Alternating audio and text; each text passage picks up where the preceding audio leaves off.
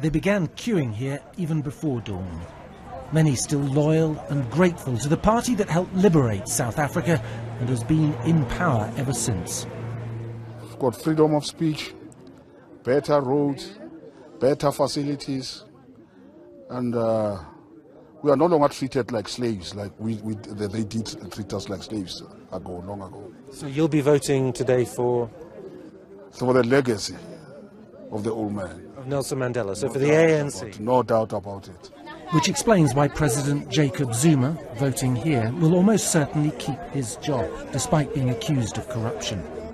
But the ANC is starting to lose ground. The army brought into this impoverished township after riots yesterday.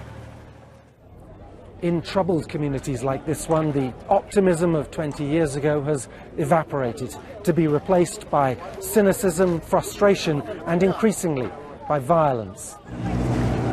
These teenagers say they took part in yesterday's protests. Over half of all young South Africans, the so-called born frees, are struggling to find work.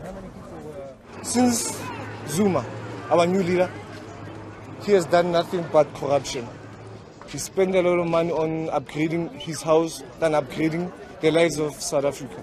So I don't think ANC should lead any longer. A new party should be given a chance to lead us.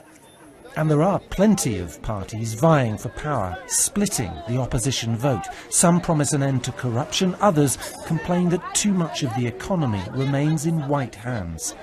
In this queue, we found plenty of frustrated ANC supporters who were considering a protest vote today.